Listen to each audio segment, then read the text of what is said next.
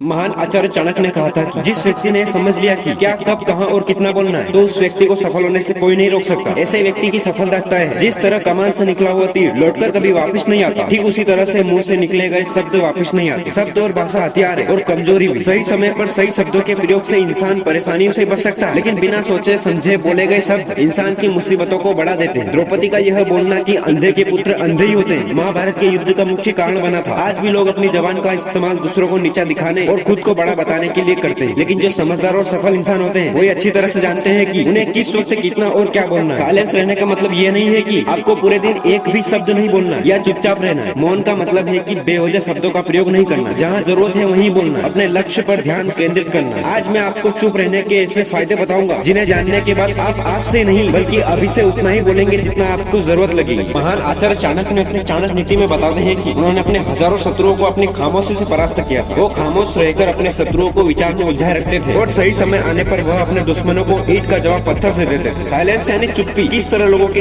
Attention को grab करती, यह बात आप इस उदाहरण से समझ सकते हैं कि जब एक क्लासरूम में टीचर किसी विषय पर बात करते हैं तो स्टूडेंट उनकी बातों को बिल्कुल ध्यान से सुनते हैं, लेकिन जब अचानक टीचर बोलना बंद कर देते हैं तो सभी लोग आश्चर्य में पड़ जाते हैं। अरे क्या हो गया भाई, कम्युनिकेशन बंद क्यों हो गई? मैं जब स्कूल में था तब अक्सर ऐसा होता था और आपके साथ भी हुआ होगा। ठीक यही फार्मूला हमारे दैनिक जीवन में भी लागू होता है। जब आप अपने काम से काम रखते हो, दूसरों के मामले में दखल नहीं देते हो, जरूरत हो तभी बोलते हो तो लोगों का ध्यान आपके ऊपर जाता है। और अगर आप कम बोलते हो, जरूरत हो तभी बोलते हो, लोग आपकी बातों को ज्यादा महत्व देते हैं। लोग आपकी बात को उन लोगों की तुलना में ज्यादा पसंद करेंगे और ज्यादा याद रखेंगे। बातचीत के दौरान जब आप अचानक चुप हो जाते हो और सामने वाले इंसान को जवाब नहीं देते हो तो ये खामोशी उस दूसरे इंसान को यह सोचने पर मजबूर कर देती है कि आखिर आप क्या सोच रहे हो। तो फिर इस चीज का आपको फायदा उठाना है। सामने वाले को ये सोचने दे कि आप क्या सोच रहे हैं। मान लो आप कोई डील फाइनल कर रहे हो, ये सामने वाले पार्टी को जल्दी से यस या नो मत कहो, कुछ सेकंड का पॉज लो। आपकी ये चुप्पी सामने वाले इंसान को परेशान करेगी और वो सामने वाला इंसान बोलकर आपकी इस खामोशी को भरना चाहेगा। उनको सारी बातें बोलने दे जिससे आपको बातचीत आगे बढ़ाने के लिए मदद मिलेगी और आपका साइड बातचीत के दौरान ज्यादा भारी रहेगा। आपने ऐसे कई सारे लोगों को देखा होगा जो कोई प्रश्न पूछने के बाद रुकते ही नहीं, अपनी बकवास चालू रखते या फिर दूसरे को बोलने का मौका ही नहीं देते। अगर आप भी ऐसा करते हो तो आपको दूसरे इंसान के रेस्पेक्टिव को जानने का मौका ही नहीं मिलेगा। लोग आपके प्रश्नों का जवाब ही नहीं देंगे। इसलिए कोई भी प्रश्न पूछने के बाद आप साइलेंस हो जाओ। आप अपनी ओपिनियन मत दो। लोगों का क्या ओपिनियन है उस बात पर, उस प्रश्न पर आप जानने की कोशिश करो। शायद आपको कुछ नया सीखने को मिल जाए। आप प्रश्न पूछने के बाद जितना जल्दी चुप हो जाओगे आपको उतना ही जल्दी आंसर मिलेगा। स्वामी विवेकानंद जी जो अपनी बुद्धिमत्ता के कारण पूरी दुनिया में जाने जाते हैं, उनमें भी ये क्वालिटी देखने को मिलती है। वे भी अपने गुरु राम श्री कृष्ण जी से जब भी कोई प्रश्न पूछते थे तो अपना ओपिनियन तो बाद में देते थे, लेकिन पहले प्रश्न पूछने के बाद तुरंत बाद चुप हो जाते थे ताकि उनके गुरुदेव की क्या राय है उस प्रश्न को लेकर, उस बात को लेकर यह जान सके। तो दोस्तों, इन सब बातों से आप ये समझ चुके होंगे कि साइलेंस में बहुत ज्यादा पावर है। साइलेंस के पावर को कम नहीं समझना चाहिए। साइलेंस आपको बहुत सारी मुसीबतों से बचा सकती है और अगर आप भी इन बताई गई बातों को अच्छी तरह से अगर समझ जाते हैं तो यह बातें आपको बहुत सफल बनाएंगी।